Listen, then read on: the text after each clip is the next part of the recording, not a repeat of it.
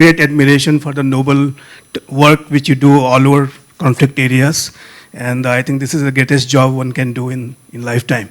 My question is about that I would like to know your experience that I know that you are not a mediating agency, you don't mediate in the conflicts, but when you go and do your work, I would like to know your experience, whether in what way or in any way it has helped in establishing a peace regime, a regime for cooperation among parties, or a regime for stability and peace in that area where you are working. So I just like to know your experience on that.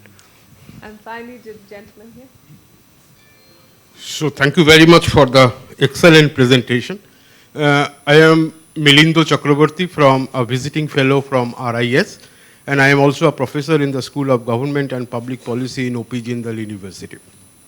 I was very, very fascinated by the idea of triple nexus that you talked of.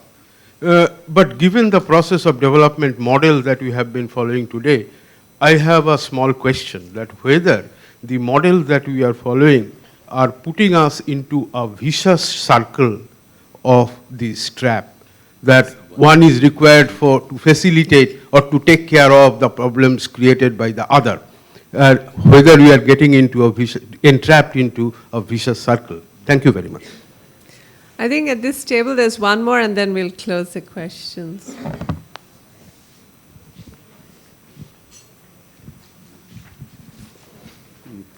Thank you for a very informative presentation. I'm Neelendra Kumar with the School of Transnational Law at Shenzhen. My question is with regard to the ICRC's initiative, particularly for the non-state victims. I'm talking about international shipping and piracy along the African coast.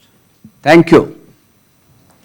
Thank you. So Gilles, another interesting batch of queries and comments to you. Working with development banks, thank you very much for your comments. We have established, we also at the ICRC, we should have engaged multilateral development banks much earlier, so we can, have auto-flagellation of both sides, but we are engaging now. And let me just give you an example. As you know, the ICRC, we have a specific mandate and role in visiting detainees and prisoners. We are now also involved in the peace talks, be it the Astana process or Stockholm process, in terms of, as a neutral intermediary, being able to facilitate the release of prisoners. And we are working in many prisons and detention systems around the world, including in Central and South America. And there, what we face is what we face everywhere: overcrowding, lack of facilities, and it's a systemic issue. So we can do our reports and send our reports and recommendations to the state in a confidential manner, and the state says, yes, we know it's overcrowded, it's not appropriate, but this is as it is. It's not a political priority, budget lines are not there. And we have worked now with the Inter-American Development Banks, because they saw that it is one of the major factors that then fuels armed violence in Central America, and this is a major development program.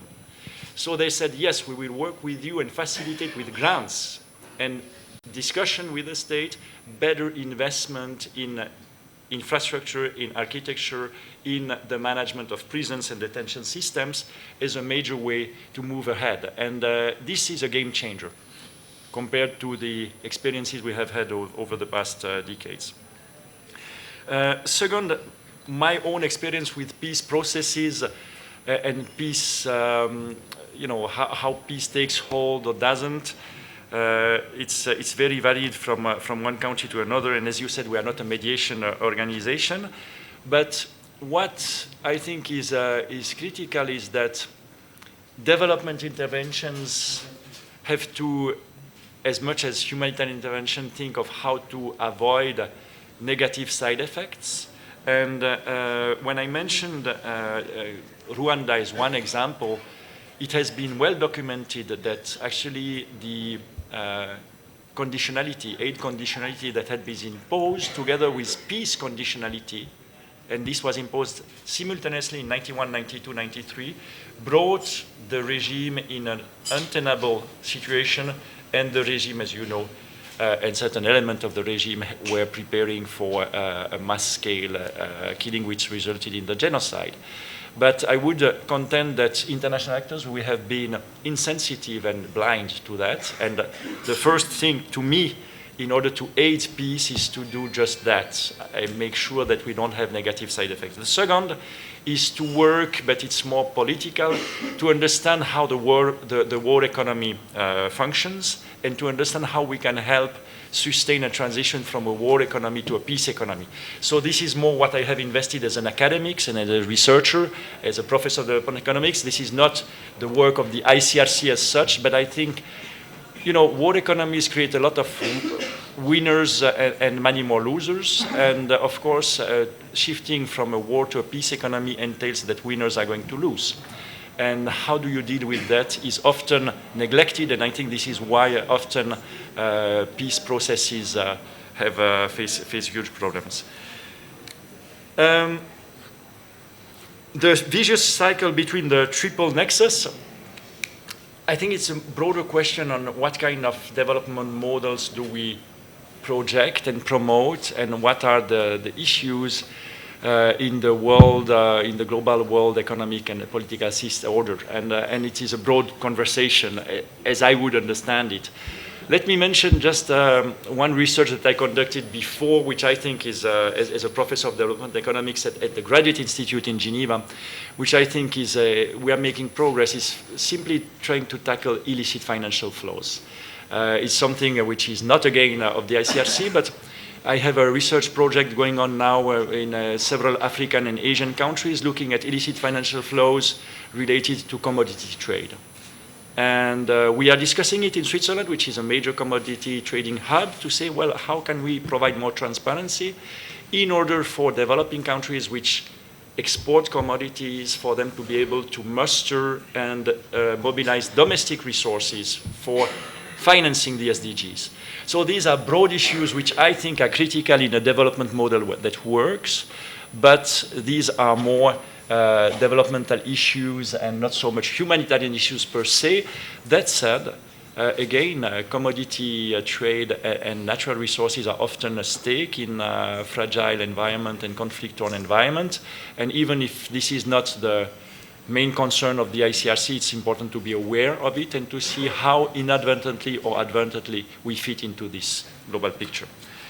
And finally, piracy. Good question on the problem of piracy, for instance, along the Eastern African coast.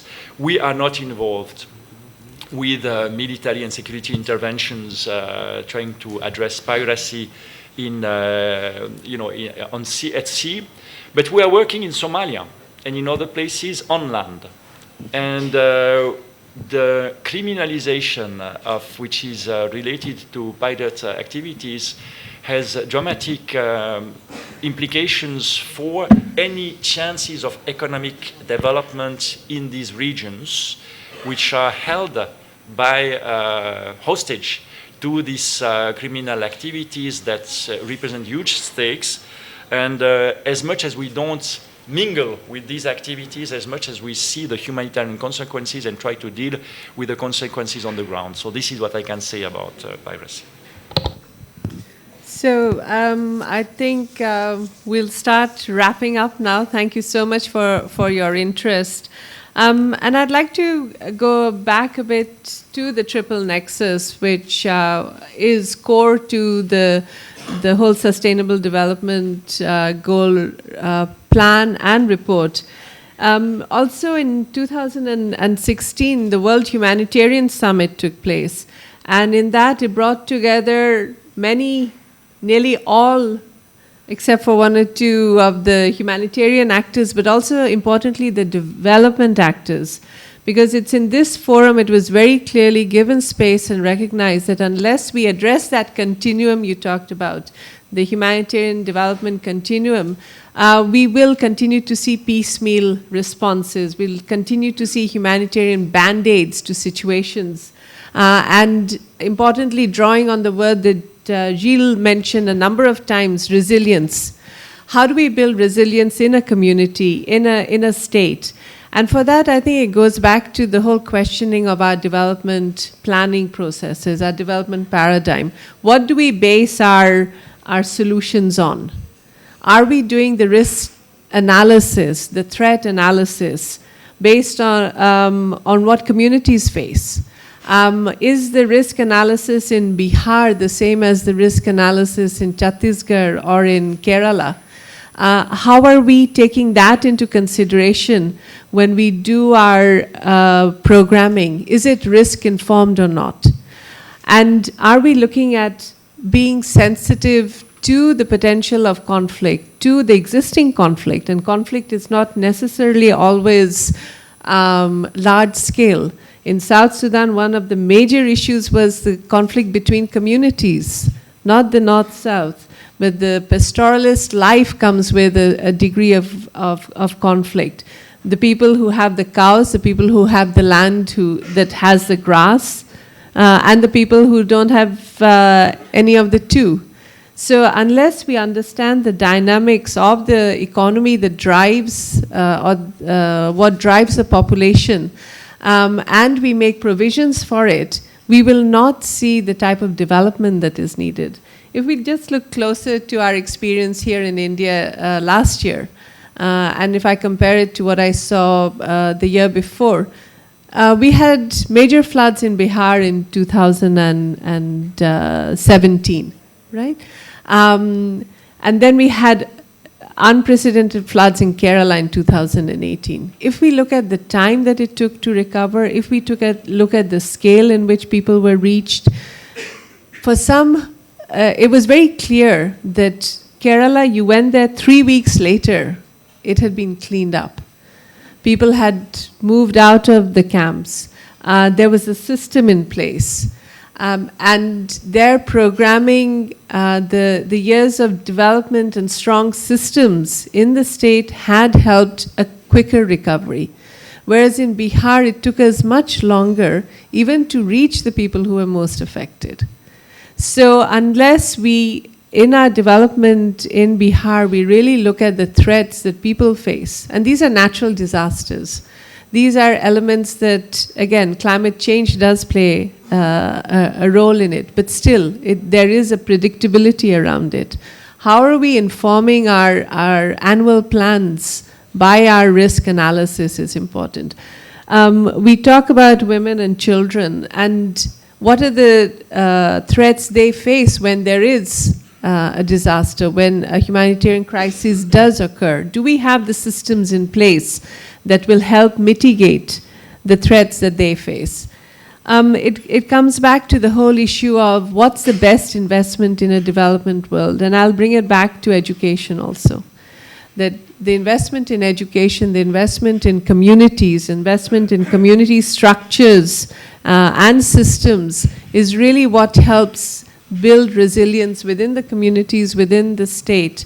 And here in India now we have the focus on aspirational districts based upon the fact that these are the districts where much more investment is needed. Because we see that the indicators of human development are not matching the average in the country. So it's that type of analysis that is really needed to say, where do we put our energies, where do we put our resources, and then see the model working. But unless we address all three elements of it, or keep our minds open to the analysis that addresses all three elements, we will again be going into a siloed approach.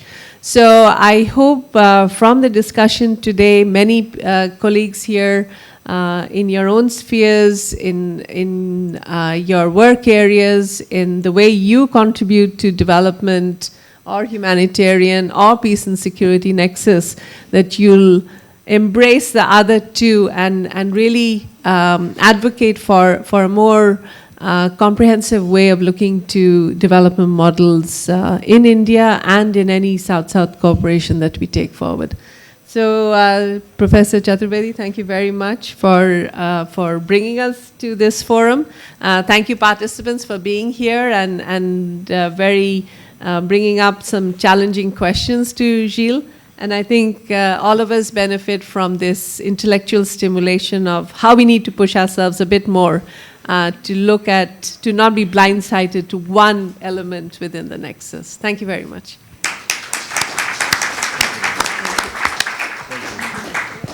Thanks, Dr. Haq, for excellent summary, and thanks, Zeel, for very stimulating address. And I think it's a great beginning for us. You very rightly pointed out importance of localization and role of local actors. And RIS has been articulating this position for quite some time, particularly in context of SDGs, and as Dr. Yasmin gave example of Bihar and Kerala, I think it is very much an outcome of what role local agencies play and what role local administration takes up.